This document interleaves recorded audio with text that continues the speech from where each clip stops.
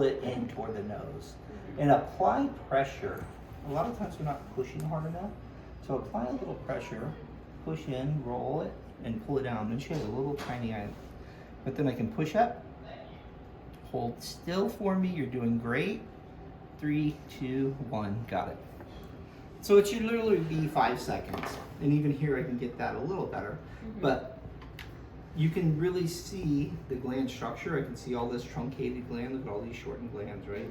That are in here. So let's try this other eye, chin there, good. So again, start on that outside corner, roll it in, use those eyelashes as sort of an anchor. Pull down, oh, she has a small little blue. Okay, keep pulling. Close your eye just a little bit, don't have it, yeah, that's a little better for me. Yeah, just like that. Yeah, perfect.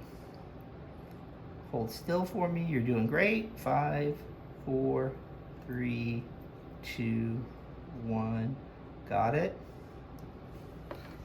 So I like to do the countdown for the patient as well, because then they're like, how long is this gonna take? And especially your dry eye patients are gonna be really sensitive to having their eye pulled open that long.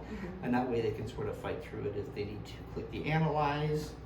The data is not collected because you can also do the upper lids. If you guys were shown how to do that. So those 2 boxes on the bottom are the lower, the 2 boxes on the top are the upper. The upper lids, the only challenge with it is you really need 2 people, because you need somebody to flip and hold the lid, and you need somebody to snap the picture.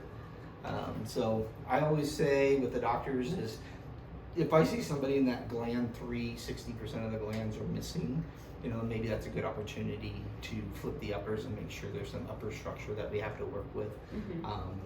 But totally the doctor's call, whatever it is they want to do. I don't have any offices that are doing uppers on a continuous basis.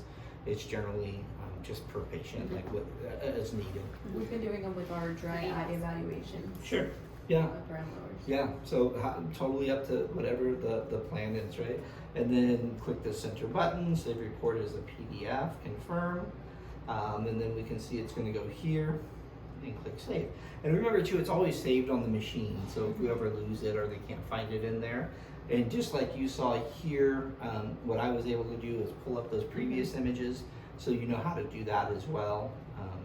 So if I wanted to go back and relook at her, I would just click that, drag and drop into the white, touch anywhere in the blue, and I can bring that back up.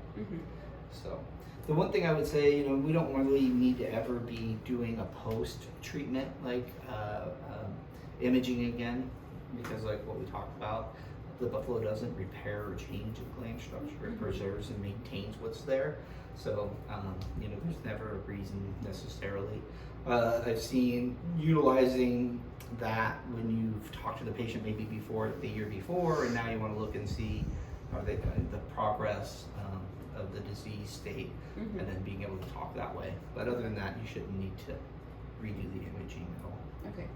But from the glands, I mean, the images I'm seeing, you guys are doing a good job. My only tips would be catch that outer corner and roll it. That's the best way to get that temporal canthus. That's always sort of the hardest part of the lid margin, that temporal, to capture.